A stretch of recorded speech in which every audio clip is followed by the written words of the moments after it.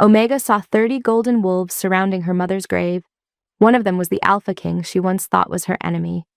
When she learns he's come to honor the woman who saved him from a burning forest years ago, secrets buried in ash begin to stir, and her heart may not survive what's coming. What begins as gratitude turns into destiny, as the Alpha King realizes the daughter of his savior may be the key to his redemption. What happens when loyalty to the dead collides with a love that refuses to stay buried? If you're already touched, don't forget to subscribe so you don't miss what happens next. Tell me where you're watching from in the comments. I love seeing our pack grow across the world. Now, let's step into Chapter 1, where secrets buried in ash begin to wake. Chapter 1. It was supposed to be quiet tonight. But grief has its own kind of noise. The forest murmured with the sound of paws brushing through fallen leaves, 30 golden wolves moving as one beneath the dying light. Their eyes gleamed like embers, their breath curled in silver ribbons. At their head, I walked. The Alpha King, the survivor of the fire that should have taken my life, not hers. Lyria's grave waited in the valley. The moon spilled across the carved stone like a hand that dared to touch what I couldn't. She saved me once. She burned instead. My chest tightened, but I didn't let it show. Alphas don't show weakness, not even to the dead. "Stay back," I murmured to the pack. My voice came out low, rough, like smoke scraping through me. The wolves obeyed, forming a silent ring. Only the wind moved. I knelt. The ground was cold. My fingers brushed the flowers someone else had placed there. Fresh, wild rosemary. She still has someone. The thought hit harder than it should have. "Lyria," I whispered. "It's been 10 years, and I still smell the fire every time I close my eyes. You should have lived. I should have burned." My throat caught. I looked up at the dark canopy. "You told me once that every alpha needs something worth protecting. I thought you meant the kingdom." Something rustled. The air shifted. A scent. Sharp, wild, sweet. My wolf stirred under my skin, restless. A girl stepped from the trees, barefoot, cloaked, hair like copper under the moonlight, eyes fierce and unyielding. She didn't flinch at the 30 golden wolves watching her. She walked straight toward me. "What are you doing here?" Her voice was soft but cut like glass. "This is sacred ground." For a heartbeat, I couldn't breathe. She looked so much like her. "I came to pay my respects." "To my mother?" she snapped. "Or to your guilt?" The wolves behind me bristled. I raised a hand. "You know who I am." She crossed her arms. "I know a royal scent when I smell one, and I know the man my mother died saving." Her words hit harder than claws. My pulse stuttered. "You should not be alone here," I managed. "It's dangerous in these woods." "I've lived here all my life," she tilted her chin. "And I don't need your protection." Then, her eyes glowed faintly gold. Power shimmered in the air around her, not like fire, but like heat trembling before it ignites. My wolf rose, recognition flared, that impossible pull that said mine before my mind dared to. "Who are you?" I whispered. Her lips trembled between anger and pain. "Phoebe, Lyria's daughter, the one she'd died and left behind." And just like that, the quiet I came for burned to ash. My wolf stirred, whispering through the bond I'd thought long dead. "She smells like the fire that saved us." Chapter 2. The next day the storm came, the kind that carries scent and memory on the wind. I stayed in the valley, though I told myself it was to ensure no rogues prowled near her. Truth was, I couldn't leave. I watched her from a distance as she gathered herbs, her movements quick, sheer, stubborn. She felt me there. I could tell by the way her shoulders stiffened. When I stepped into view, her hand went to the dagger at her thigh. "Didn't you have a kingdom to run?" she asked. "I do." "Then go run it." "I can't." "Not until I say what I came to say." She laughed, dry as tinder. "Kings don't owe words to Omegas." "I owe them to her daughter." That stopped her. For a moment. The air between us thickened, charged. The rain started to fall, soft, then harder, until the scent of wet earth wrapped us both. I remembered that night. The crackle of burning bark, her mother's scream, my promise to find her child and protect her. And how I never did. Phoebe turned, the rain sliding down her face like tears she refused to shed. "Do you think kneeling by her grave makes it right?" "No," my voice broke. "But it's all I have left." "Then you have nothing." She stepped closer, fury sparking in her eyes. You could have come for us. For me? But you stayed in your palace pretending the smoke didn't reach you. Lightning flashed. The wolves behind me stirred. Uneasy. You don't understand what it cost her, I said quietly. I do. Her power flared, like the hum of thunder in her veins. Because I have it now. She lifted her hand, and the air trembled. The sound shifted. The rain hissed, bending around her as if afraid. It wasn't magic, I knew. It was resonance, sound energy, invisible but powerful enough to make the ground shudder. Her mother's gift. She told me before she died, Phoebe whispered, that the fire wasn't an accident, that someone wanted you dead. I froze. The storm howled. She watched me, daring me to deny it. Who? I demanded. Her gaze flicked to the trees. Ask your counsel, Alpha King. And then she was gone, vanished into the rain, leaving me with questions that clawed at my mind. My wolf paced restlessly inside me, whispering, She carries the fire and the truth. Chapter 3. By dawn, I was back in the castle, stone walls, silver chandeliers, and silence so polished it cut. Duty has always been my armor. Today it felt like a coffin. The council chamber buzzed with voices as I entered. Beta Damon bowed low. You were gone too long, my king. The northern borders are restless. Handle it, he hesitated. There are rumors, Colby, of a rogue pack near Thornvale Valley. My head snapped up. What did you say? Thornvale, small settlement, mostly Omegas, forgotten territory. Forgotten by everyone but me. Send scouts, I said. Discreetly. He frowned. You suspect something. I don't know yet. My voice sharpened. But if anyone touches that valley, they answer to me. The council exchanged uneasy glances. Power is a fragile thing. Compassion, they say, makes it weaker. I knew better. Compassion just hurts louder. After the meeting, I stood by the window overlooking the kingdom. Gold and iron and expectation. I should have felt proud. Instead, all I saw was flame. Every time I closed my eyes, I saw her, Phoebe, standing in the storm, eyes like molten gold, voice trembling with rage and truth, her mother's shadow behind her, my guilt in front of her. That night, I dreamt of fire again. But this time, when the smoke cleared, it wasn't Lyria who reached for me. It was Phoebe, her hand, her scent, her eyes, and my wolf whispered her name like a prayer or a warning. In the dream, she turned to me and whispered, The fire isn't done with you yet. Chapter 4. The messenger stumbled into the throne room half dead, blood streaking the marble floor like ink spilled over a page that could never be rewritten. Your Majesty, the valley? He coughed hard. It's burning again. Every word froze the air. I rose before I even realized it, my chair scraping against the stone. What valley? Thornvale, his voice cracked. The rogues attacked the graveyard, the Omega girl. She fought them alone. My heart kicked against my ribs. Phoebe. The word wasn't even a thought. It was a pulse, raw and instinctive.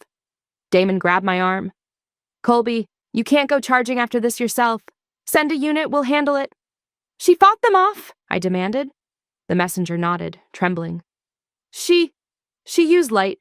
Not fire, not claws. Something else. It twisted metal, shattered armor, knocked wolves to their knees. I've never seen anything like it. Light that warped metal, sound that shattered bone. My pulse thundered. Lyria had whispered once that her bloodline was bound to the resonant gift, the ability to turn sound into power, to bend frequencies that could heal or destroy. And now it had awakened, in Phoebe. Damon, I said quietly, prepare the riders. You can't mean— I do, he scowled. You're the Alpha King. You can't abandon your seat because of one Omega. I met his eyes. You think this is about an Omega? That valley holds the grave of the woman who saved my life, and now her daughter's defending it alone. If that fire rises again, it won't just burn trees. What then? He challenged. Your guilt or your throne? Both. But I couldn't say it. Instead, I grabbed my cloak. As your king, I said, voice cold as winter, I go where the dead still burn. The court watched in silence as I left. I didn't look back. Chapter 5. Smoke rolled across the valley like fog from a nightmare I thought I'd buried. The ruins of the old forest smoldered, red-orange veins cutting through the dark. The air reeked of ash, blood, and something stranger, an electric hum that vibrated in my teeth. Then I saw her. Phoebe stood in the center of it all, surrounded by dead rogues. Her hair whipped in the wind, sparks of golden light flickering at her fingertips. She was panting, barefoot, blood on her arm but defiant. Her eyes glowed like molten metal. "In God's help me!" She looked magnificent. Another rogue burst from the shadows, snarling, "I didn't think." I shifted mid-step, the sound of bone and muscle twisting filling the air. My wolf, huge, white, and scarred, tore through the creature before it reached her. When the last of them fell, I changed back. Breath ragged. "You're reckless," I said, voice rough. "You could have been killed. I didn't need you." She staggered, but her glare burned hotter than the flames. "I had it under control." "Is that what you call this?" I gestured to the bodies. "You fought like someone with no sense of their own limits." "Limits are for people who have something to lose." The words hit me square in the chest. "Everyone has something to lose." "Not me." She turned away, but I caught her wrist. Energy pulsed beneath her skin, vibrations humming like a heartbeat that wasn't hers. My wolf recognized it instantly. "What are you?" I whispered. She yanked free. "Exactly what your kind made me. Someone who has to fight for every breath." Lightning flared in the distance, painting her face in silver. Her power trembled through the air, soft at first, then rising like a song no one should survive hearing. I felt it in my bones, the resonance, that dangerous melody that belonged to her bloodline. "Stop," I ordered. "You'll hurt yourself." "I told you, I don't need your—" Her voice cracked. The energy surged, shattering the ground at her feet. I lunged forward, grabbing her shoulders, forcing her back against a half-burned tree. "Control it, Phoebe!" Her eyes locked on mine, gold to gold, and the hum in the air began to slow, matching the rhythm of my pulse. Her breathing steadied. My hands stayed where they were, too afraid to let go. The scent of her filled me, smoke, rain, and something wild underneath. Something that made my wolf tremble. For a heartbeat, nothing existed but her. "Let go," she whispered. I did, because if I didn't, I wouldn't stop. The silence that followed was heavier than the battle had been. Then she said softly, "You're the reason she died." Chapter 6. The words hung between us like a blade. "I know." My voice dropped low. Phoebe stepped back, trembling but fierce. "My mother died saving you. A royal too proud to crawl out of the flames himself." "That's not what happened." "Then tell me what did happen," she spat. "Tell me how the great Alpha King escaped the fire that burned everyone else alive." I could have lied. It would have been easy. Kings are trained to lie beautifully, but her eyes, Lyria's eyes, cut through every mask I had left. "I told her to run," I said finally. She didn't listen. The fire broke around us, and she used her gift to shield me. She burned doing it. I didn't even know she had a daughter until it was too late. Phoebe's breath hitched. "And that's supposed to make it better?" "No, it makes it worse." Silence again. Only the crackle of embers filled it. I looked away, jaw tight. "You have her strength," she laughed bitterly. "Don't compare me to her. You should be proud of that." "I'm proud of nothing that came from you." That hurt more than claws. "You think I didn't suffer?" I asked quietly. "You think every time I smell smoke I don't see her face?" Her voice shook now, fury breaking into grief. "Suffering doesn't bring her back." "No," I said, stepping closer. "But maybe protecting what's left of her will." Her eyes flashed. "I don't need your protection." "Yes," I murmured, "but I need to give it." She froze, startled by the raw truth in my tone. I saw the crack form, the smallest tremor of confusion in her defiance. Then she turned, walking into the dark. "Stay out of my valley, Alpha." Her silhouette faded into the smoke. I stood there surrounded by the dead, and for the first time in a decade, I didn't feel like a king at all. That night, when I returned to camp, the moon was blood red. My wolf stirred, restless. "She is not her mother," it whispered. "She's the reckoning." And I knew. Whatever burned between us would either save me or finish what the fire started. Chapter 7. The valley looked nothing like the rest of the kingdom. It was wilder, softer, untouched by royal law. Mist hung low over the trees, and the scent of wet pine mixed with something sweet. Lavender, maybe. Or her. I told myself I was here for protection, to study the threat. To make sure the rogues didn't return. But the truth was simpler, and far more dangerous. I stayed because she was here. Phoebe. She moved between the wounded wolves like sunlight slipping through broken clouds. Her hands hovered above their fur, humming faintly. The air shimmered with invisible sound waves, pulsing with golden resonance. Broken bones clicked, torn flesh stitched together. And the wolves, those same beasts who once feared her kind, bowed their heads as if before a queen. It was healing through frequency, a bloodline power that should have been lost when her mother died. Yet here she was, wielding it like she'd been born for it. Your technique, I said quietly, stepping closer. You've learned to control it. She didn't look up. Not control. Borrow. Borrow. The earth vibrates. The heart does too. When they meet halfway, she touched the wolf's muzzle softly. It remembers how to mend itself. Her words silenced something in me. For years I believed strength meant command, control over others, over pain, over fate. But this was strength through surrender. She stood, finally meeting my gaze. You shouldn't be here, King. I'm not here as a king, I lied, pulling my cloak tighter to hide the crest. I came as a soldier, a witness. Then watch and learn what mercy looks like. The sting in her tone should have angered me. Instead, it fascinated me. Every syllable felt like a challenge, a line drawn between the man I was and the one I was terrified to become. While she worked, I found myself talking, words spilling from a place I didn't know still ached. The fire started during the royal expansion. We were burning rogue camps, or so the council claimed. Lyria found me trapped beneath a fallen beam. She should have run, but she didn't. Phoebe froze. She never told me that. She couldn't. She didn't survive long enough. Silence. Then softly. Telling me this won't make me feel better? No, but maybe it explains why I'm still here. She gave a small, bitter smile. Maybe it explains why I don't trust you. Before I could answer, a breeze shifted through the valley. My wolf stirred, ears pricking, nose twitching. We weren't alone.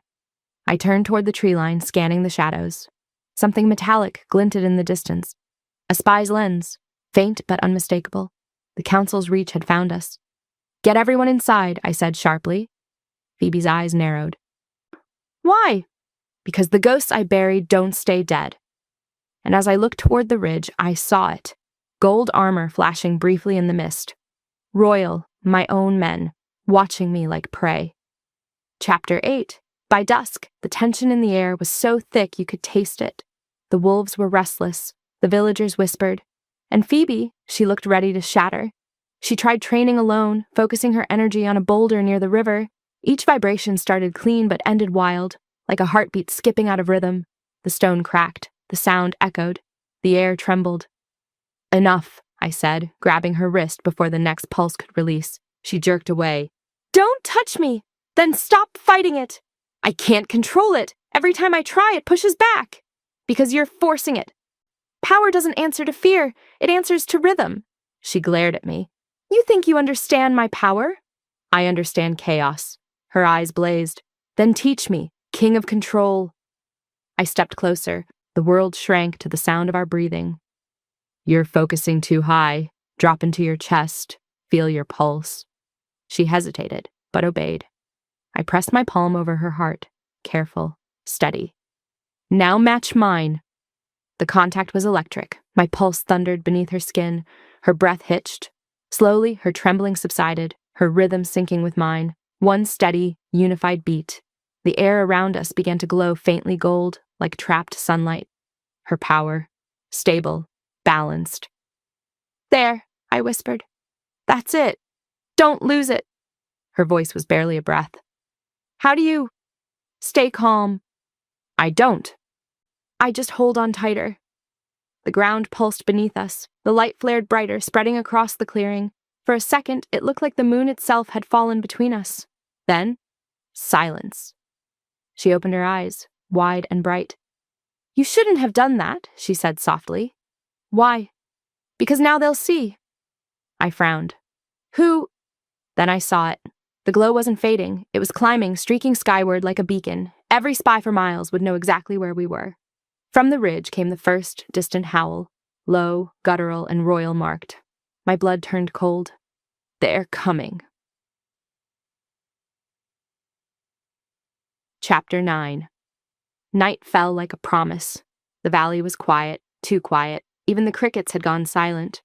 My wolf was pacing inside me, restless, alert. The scent of smoke carried on the wind. Again. Then the first arrow struck. It hit the healer's hut, bursting into golden fire. Wolves howled. Chaos erupted. "Phoebe!" I shouted. She emerged from her tent, eyes blazing. "Rogues?" I shook my head. "Not rogues. Soldiers." The next volley rained down. Precision shots, stamped with the royal insignia. My insignia! My rage snapped. I shifted mid-run, fur splitting through skin, claws tearing into the dirt. 30 golden wolves rose beside me, loyal to me, uncertain whom they were killing anymore. I tore through the attackers, men in gilded armor. They reeked of fear and loyalty bought with gold. Phoebe's resonance exploded again, a blinding sonic wave that sent soldiers flying. Her control wavered, raw but powerful. I caught her before she collapsed. "They're not here for the valley," I rasped. "They're here for you." Her eyes widened. "Why?" "Because someone in my court knows you exist." The last soldier stumbled forward, clutching his chest. His Majesty was right. She's the key. Then he fell dead. The key? To what? Phoebe trembled in my arms, exhausted. "This doesn't end, does it?" "No," I said, "it's only begun." I looked toward the horizon where the fire still burned, and for the first time since I took the throne, I didn't see a kingdom. I saw a war, one that started long before I met her, one that might end with both of us buried beside her mother. The wind shifted again. From the forest came a whisper. Damon's voice carried through the bond. "Someone in court knows you're there, they feel you're distracted, and they want her dead." And as the last flames died down, I realized the only way to protect her was to defy my crown. Chapter 10. The letter arrived, soaked in rain and blood. Damon dropped it on the table between us, his jaw clenched tight. "They've done it! The council invoked Regency law." I stared at the crimson-sealed parchment. The words blurred for a second, as if my mind refused to read them. Missing. That's what they called me, missing. As if I'd simply wandered off instead of fighting to protect the only thing in this cursed kingdom still pure. "They named a regent?" I asked, my voice low. "Lord Calvin, your uncle." Damon's tone was pure venom. "The same man who swore loyalty to your father's line. He's calling you compromised. Says the Omega Witch bewitched you." Phoebe's eyes flashed at the word witch, but she stayed quiet. Her silence was sharper than any blade. I rose slowly. The wind outside rattled the shutters. "He's not wrong about one thing," Damon frowned. "Which is?" "I am compromised." My gaze found Phoebe's. "By truth." The room thickened with tension. My wolf growled low, a pulse beneath my skin that matched the storm's rhythm. Damon shook his head. "If you don't return, you'll lose the throne. Permanently." "And if I return," I said, "she dies." Phoebe stepped forward. "You can't fight for both." "I have to." The words came out rough, like a vow dragged from a wound. She studied me, that sharp gaze softening just a fraction. "Then let me help you?" I turned to her. "You've already done enough." "No." Her voice was steady, unyielding. "You saved nothing by surviving the fire, Colby. Let's change that." The rain outside turned to hail, sharp and cold against the roof.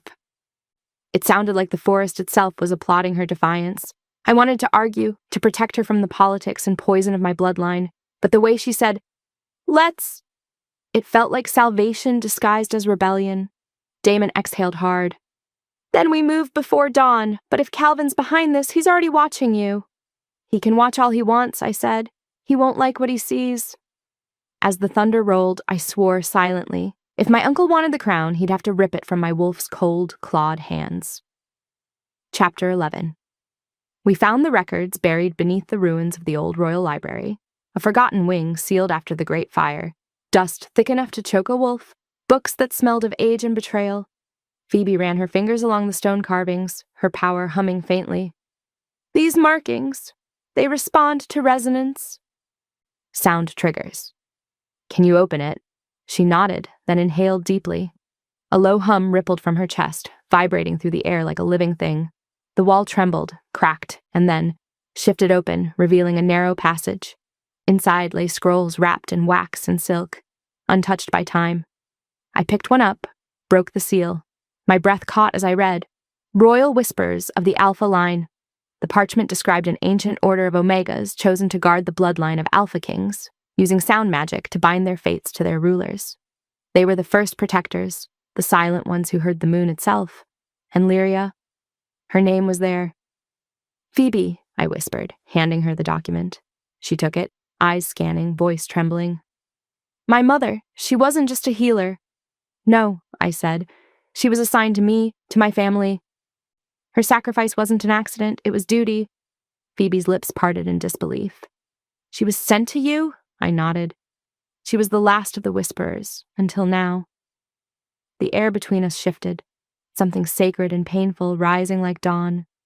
So, she said softly, I was never meant to be free of you. No, I murmured. You were meant to finish what she began. Her eyes filled with light, but the glow quickly turned violent. Her hands shook, her breath hitched. The parchment fluttered to the floor as golden resonance crackled around her. Phoebe, stop! I can't. Her voice fractured like glass. It's too much.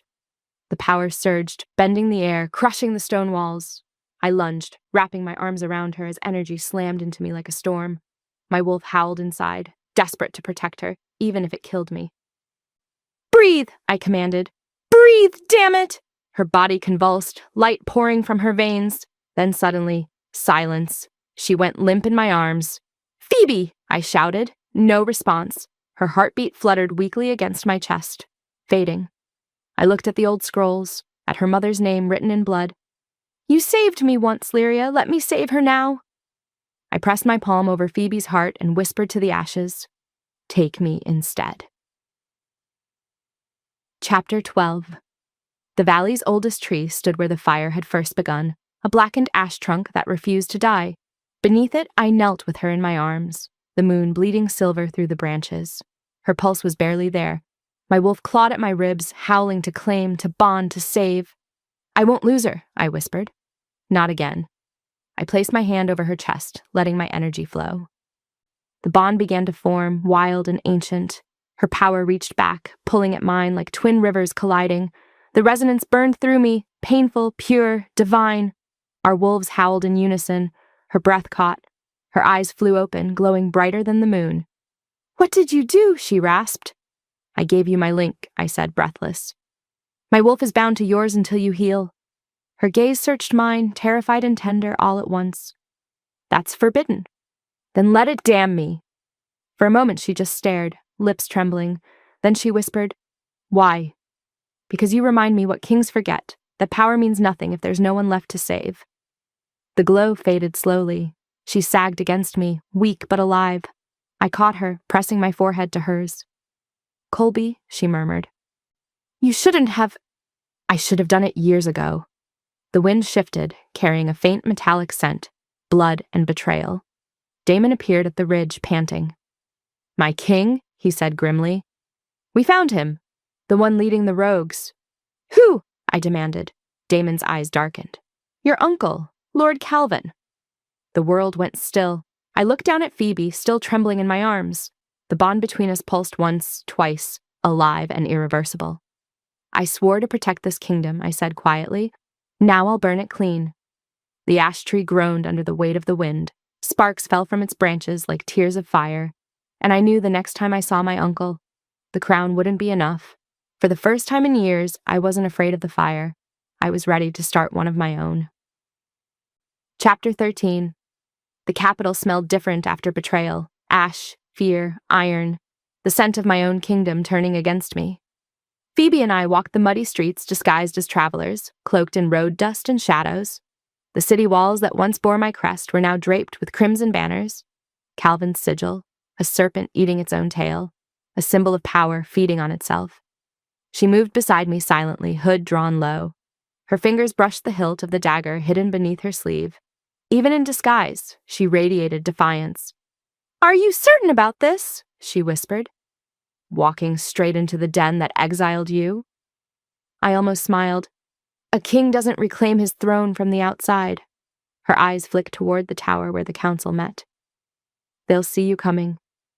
They already do, I said quietly. But they won't see you. She stopped walking. Don't treat me like a weapon, Colby. I'm not, I said, turning to face her. I'm treating you like the only one I trust.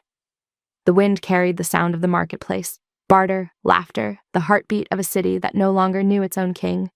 Somewhere beyond the towers, the bell of the palace rang. 3 times. The call for council assembly. Our moment had arrived.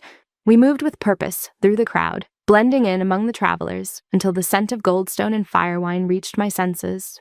Royal guards nearby. The closer we came to the inner gate, the louder my wolf growled inside me, restless and hungry for retribution. Keep your head down, I murmured. Phoebe nodded, though tension rippled through her aura like static. She hated deception as much as I hated running. When we crossed beneath the final archway, a guard brushed past too close. He turned, sniffed, frowned, and froze. My pulse spiked. Run, I whispered. But she didn't. A faint tremor rose in the air, her resonance slipping loose. The guard's helmet vibrated, then snapped in half. The sound echoed like thunder. All eyes turned. Damn it! Move! I shouted, grabbing her hand as we sprinted through the courtyard, chased by a storm of steel and alarm bells. Behind us, the first horn sounded, the one that meant traitors within the gate. As we disappeared into the catacombs beneath the palace, I knew this was it. There'd be no turning back. The hunted had returned to claim the den. Chapter 14. The council chamber hadn't changed. Same golden walls, same marble floor, polished with lies. But now it reeked of my uncle's cologne, spice, and corruption. Guards lined the perimeter as Lord Calvin stood at the dais, my crown gleaming mockingly upon his head. Our king returns, he announced, voice dripping with triumph. The man who abandoned his people to consort with an Omega witch. Laughter rippled through the chamber. Phoebe stood beside me, chin high, eyes glowing faintly. I felt her anger burning under her calm. I took her hand under the table, grounding us both. I abandoned nothing, I said. My voice carried across the hall like thunder rolling before a storm. I was hunting the truth, the same truth you buried. Calvin smiled thinly. The truth? That you've been bewitched? That your wolf bends to the voice of a cursed woman? Every word was bait, and my wolf wanted to bite. Say what you have to say, I growled. Calvin's smirk widened. Very well. You are hereby stripped of title and authority. The throne shall belong to one who carries pure blood, untainted by witchcraft and weakness. The crowd erupted in cheers. My chest burned. My claws pressed through my palms, but I didn't move. Not yet. Phoebe stepped forward. You talk of purity, she said softly. But your men burned my mother alive for serving this kingdom. Gasps filled the chamber. Calvin's smile faltered. And she passed her blasphemy to you. Her resonance sparked, just a flicker, but enough. The walls hummed, the chandeliers trembled. Careful, I murmured. They'll twist your strength into proof. Her power wavered, and then a sharp pain tore through the bond between us. I spun. Guards had seized her, silver chains snapping around her wrists, suppressing her energy. She screamed once as they dragged her back. Phoebe! I roared, lunging forward, but a dozen spears pressed against my throat. Calvin descended the dais, his voice calm, almost gentle. At dawn, he said, we purge the curse that killed your father. We'll burn her at the pyre, and you will watch. I met his eyes. If you touch her, I will gut this kingdom until even the gods weep. He leaned close. At sunrise, you die by fire, just as before. My breath caught. What did you say? He smiled. You think the blaze that killed your savior was an accident? The memory hit like a knife. The fire, the betrayal, the scent of my uncle's cologne in the smoke. He'd done it once before, and he planned to finish it. If this revelation caught you off guard, imagine what's coming next. Hit subscribe so you don't miss the moment the truth burns its way to the surface. Chapter 15. The dungeon was colder than death. Chains clanked somewhere in the dark, and the smell of damp stone filled my lungs. I moved like a ghost, silent and furious. The guards I'd passed already unconscious in my wake. Phoebe hung in the center of the cell, silver glinting around her wrists and ankles. Her head drooped, her breathing shallow. The sight cracked something inside me I didn't know was still breakable. "Phoebe," I whispered, kneeling beside her. Her eyes fluttered open. "You shouldn't be here. Neither should you." I broke the first chain, then the next. The silver hissed against my skin, burning deep, but pain didn't matter anymore. "Colby, stop," she murmured weakly. "You'll be caught." "They already caught the king," I said, voice low. "They won't catch the monster." The last shackle snapped. She fell forward into my arms, trembling. Our bond surged, hot, bright, uncontrollable. "Hold on to me," I whispered. "Don't fight it." She gripped my shirt. "I never did." The power exploded. The walls cracked, stone split apart. The sound of it was like thunder and heartbeats colliding. Guards shouted, but their words were lost in the roar of our joined resonance. We rose from the wreckage. Her light, my fury, two forces woven into one. She looked up at me, dazed but alive. "What are we doing?" "What we should have done from the beginning," I said. "Taking back what's ours." Together we walked through the shattered corridor, the flames of our bond lighting the path ahead. As we emerged into the courtyard, Calvin's soldiers surrounded us, but I didn't stop. My voice, deep and feral, rolled through the night. "You wanted to see the cursed Alpha King burn," I growled. "Then watch how the fire bows."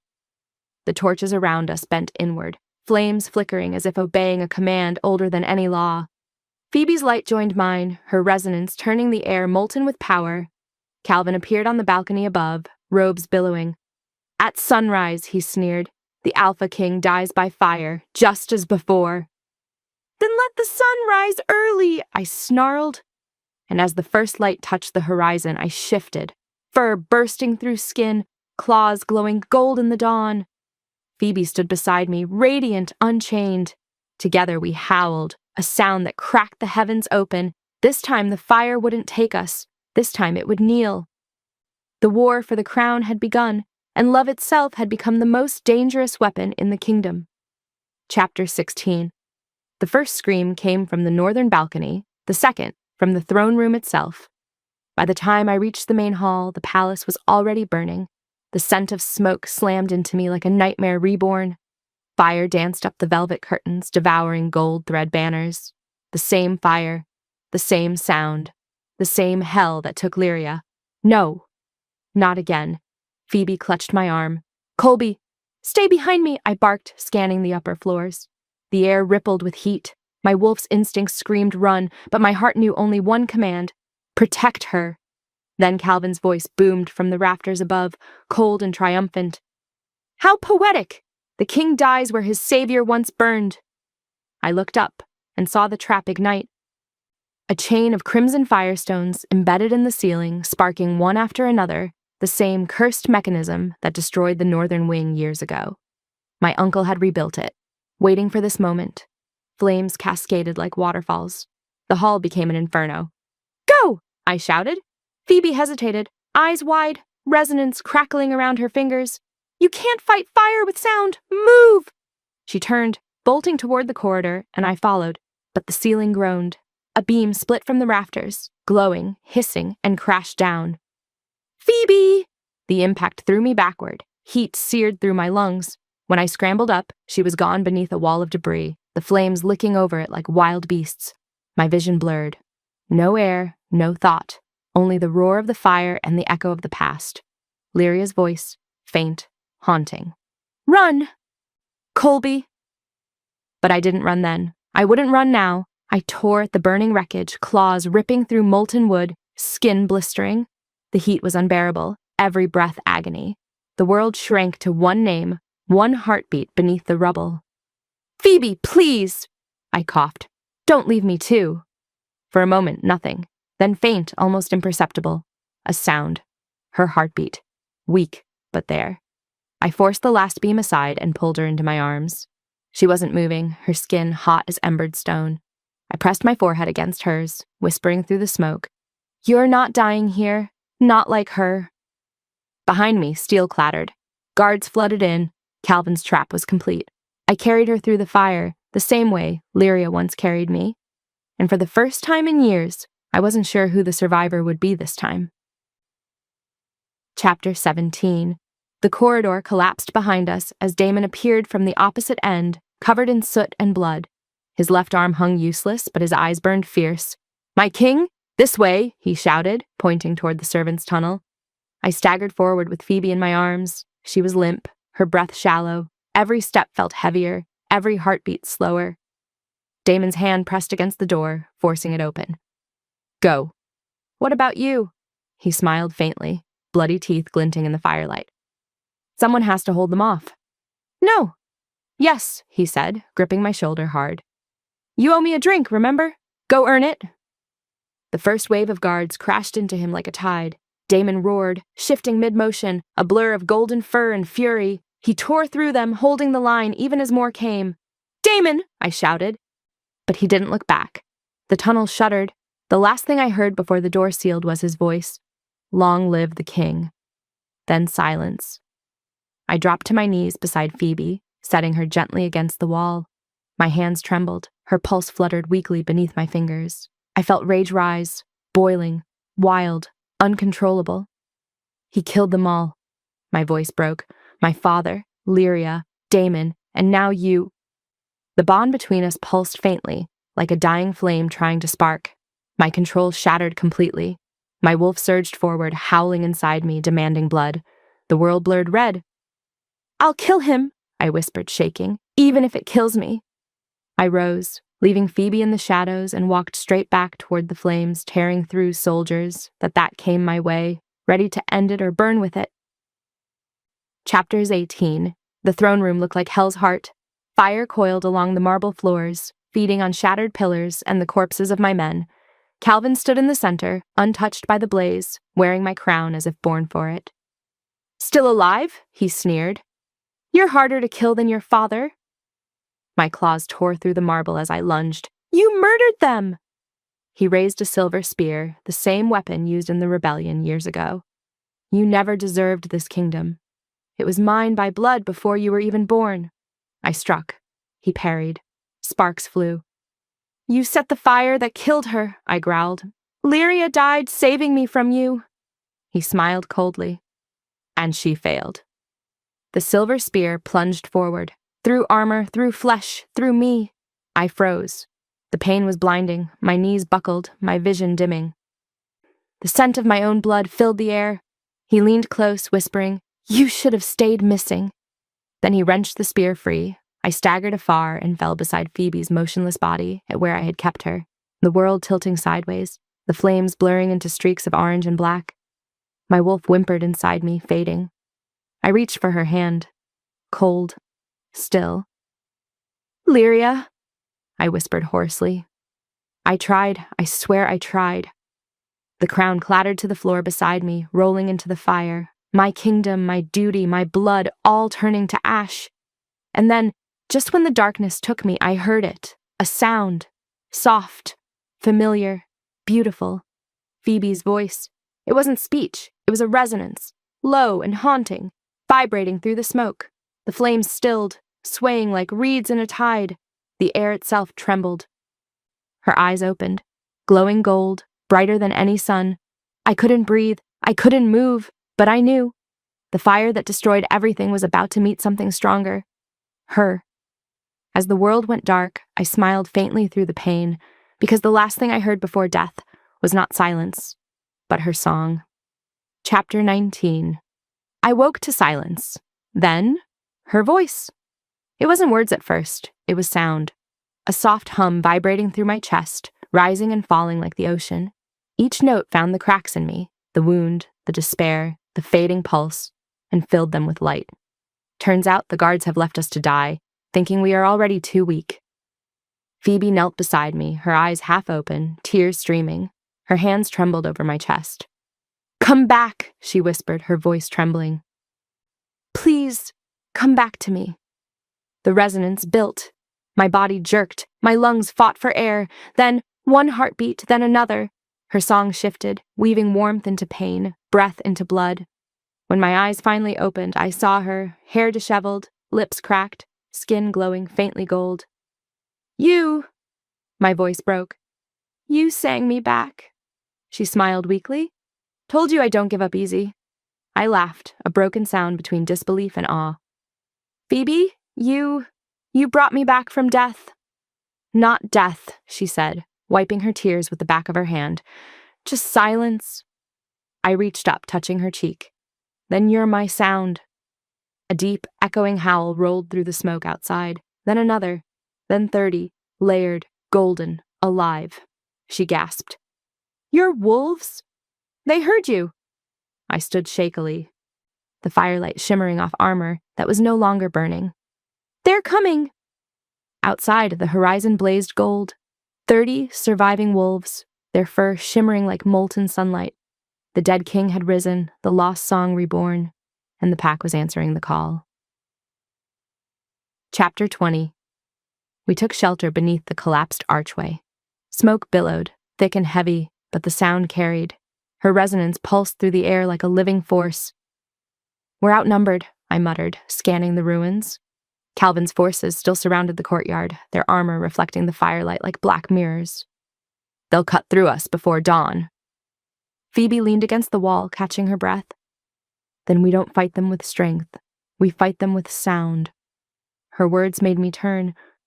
You're weak? That song nearly killed you. She looked at me, voice steady. And yet you're standing. I stepped closer. Phoebe, I can't risk losing you. You already did once, she said softly, and I pulled you back. Don't make that mistake again.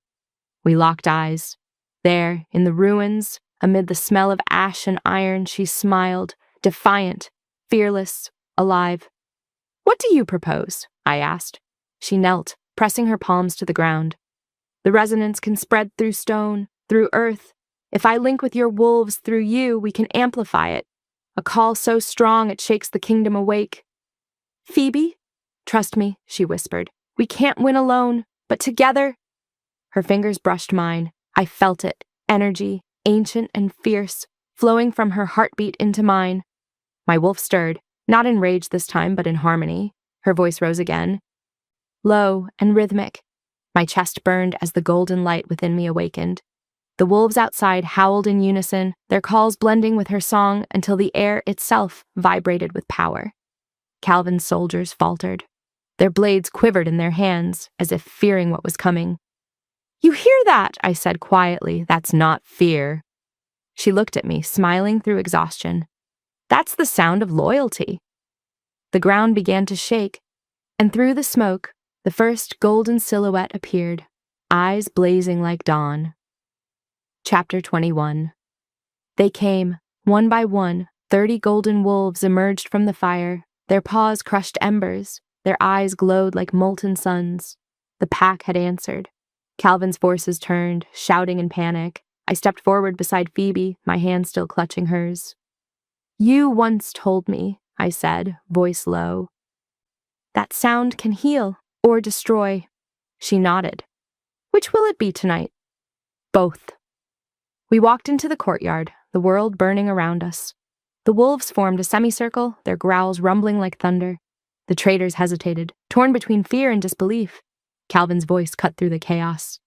You think a song can save you? You think love will make you a king again? I smirked. No, but it'll make me whole. Then I howled. The sound tore through me, pain, love, fury, all at once. The golden wolves joined, and Phoebe's resonance wrapped around it, turning the howl into something divine. The air exploded. Flames bent backward. The ground split. Every golden wolf shimmered brighter until their energy surged toward me. Their essence flowed into my chest, amplifying the bond that linked us all. Calvin stumbled backward, shielding his face. What are you? The fire you started, I growled, ends with me. Phoebe's song hit its peak, high, pure, unstoppable. I shifted mid-step, the transformation tearing through me in flashes of gold and light. My claws struck the ground, burning through stone. My heart and hers beat as one. The wolves roared behind me, ready. We finish what the fire began, I said, my voice deep, almost inhuman. Then we charged. The battle for the kingdom had begun, and this time, the fire belonged to us. Chapter 22. The courtyard was chaos, flames, blood, and the roar of wolves shaking the heavens. Calvin's army swarmed like locusts, black armor gleaming against the firelight. Phoebe stood behind me, her eyes burning gold. "They won't stop," she said softly. "They will," I answered, my claws sliding free. "When we make them." Calvin's spear raised, his sneer sharp as the steel he carried. "Still clinging to that witch? You'll burn with her, boy." I met his gaze. "You've never understood power. It's not taken, it's shared." He lunged. The moment the spear struck, Phoebe's hand gripped my arm. A hum pulsed through me, then grew into a rhythm, her resonance syncing with my heartbeat. The roar that tore from my throat wasn't just mine anymore. It was ours. Light exploded. It wasn't flame, it was music made visible. Sound rippled through the air, bending steel, cracking stone. Calvin's forces froze as the shockwave rolled outward, sweeping through the courtyard. Every sword shuddered, every torch went out. Calvin screamed, trapped in the brilliance. His armor melted, his body turned to ash before the sound faded. Then, silence. No more fire, no more screams, just the sound of dawn breaking, a single bird singing above the ruins. Phoebe's hand found mine, trembling. "It's over," she whispered. I looked at the rising sun spilling across her face. "No," I murmured, pulling her close. "It's just beginning." In that silence, the kingdom breathed again, for the first time in years. Chapter 23. Smoke still curled above the palace walls, but it smelled different now, like renewal instead of ruin. The surviving wolves gathered in the courtyard, 30 golden forms kneeling before us. Damon's body lay wrapped in gold cloth at the center, his sword crossed over his chest. Phoebe knelt first, her fingers brushed the fabric. "He bought us the moment we needed," she said. I bowed my head. "He believed I could be more than a king. He believed I could be worthy." The wolves lowered their heads, howling softly in mourning. Phoebe looked up at me. "He was right, you know." I swallowed hard. "Was he?" She smiled faintly. "You led them not through dominance, but through trust. That's what a true alpha is." Her words hit deep, sharp, but healing. I turned toward the pack, raising my voice. "We honor the fallen not with silence, but with promise. Their courage becomes our vow, to guard, to heal, to rebuild." The wolves answered with a unified howl, their voices merging with Phoebe's soft hum. The sound was peace itself, haunting, beautiful, unbroken. I turned back to her, taking her hand. "You stood beside me when I fell, when I lost everything. I don't want a crown that separates us. I want one that binds us." Her eyes widened as I lifted the circlet from my head and placed it upon hers. The wolves roared in approval. "Long live the queen," I said. She smiled through tears. "Long live the king." And for the first time, the crown felt light. As the sun rose higher, I realized the kingdom didn't need a ruler. It needed a harmony. Chapter 24. Months later, the valley was green again. The rivers ran clear. The wind smelled of life, not smoke. Phoebe and I walked hand in hand to the sacred hill, the place where Lyria's grave rested beneath the silver pines. 30 golden wolves stood guard around it, silent, reverent. I carried the crown. It gleamed faintly in the sunlight, still warm from my touch. Kneeling, I set it down beside her stone. "You saved me once," I said quietly. "And when I failed again, Phoebe saved what was left. I think you'd like her." Phoebe's hand brushed my shoulder. "She already does," she whispered. I smiled. "Your reign began in fire," she said softly. "Let it end in song." I looked up at her, my mate, my equal, my miracle, and in love. The wolves lifted their heads. One howl rose, then another, until the air shimmered with golden light. The valley glowed, alive with color. The crown caught the morning sun and reflected it into the sky, a beam of gold that stretched far beyond the mountains. Phoebe leaned into me, her voice barely a whisper. "Do you hear it?" I nodded. "Harmony." And as the golden wolves howled their final chorus, I closed my eyes. For the first time in my life, there was no fire, only peace, only love, only her.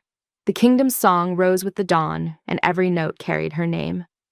If this ending left your heart full, or maybe a little shattered, subscribe so you don't miss the next story, waiting under the same moon. Our next tale begins soon, and trust me, you'll want to be here when it does. Thank you.